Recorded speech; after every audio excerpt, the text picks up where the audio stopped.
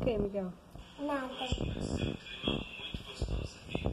Tu tá comendo o que aí, Miguel? Nada. Tu não tá comendo nada? Eu quero ser que nesse pratinho aí. É uma meleca. E eu comi aquela bebê. Deixa eu ver. Agora é. Como aí pra ver se é bom?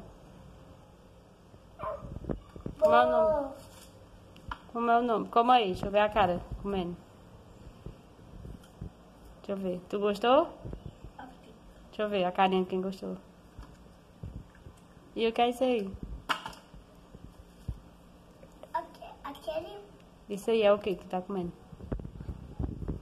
pelo. Pera? Tu gosta de pera? Pera é bom pra saúde?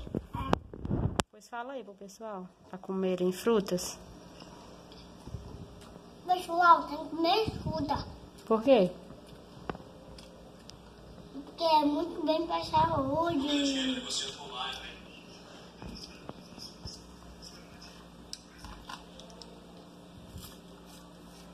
Qual é a fruta que tu mais gosta?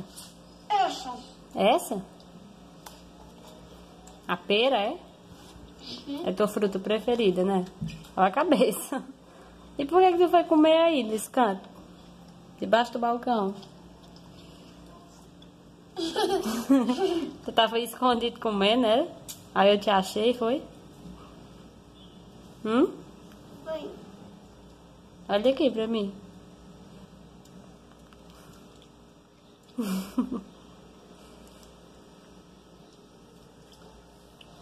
Cada um daqui quer é o 5 dedos. Tá bom. 1, 2, 3. Cadê o Miguel? Tá comendo ainda?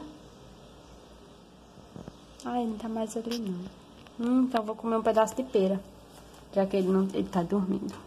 Deixa eu ver se pega uma perinha dele. Ai, ele acordou.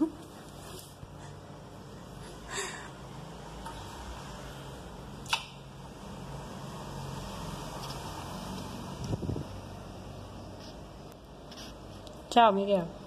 Tchau, não. Hum? Você não vai não pegar na tela, não. Viu? Não é pra eu pegar, não? Não pegue, não, viu? Por quê? Porque é minha. É tua? E tu ama pera, é?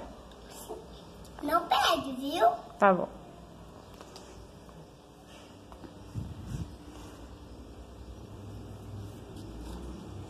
Vou pegar uma pra tu, pegue. Me dê.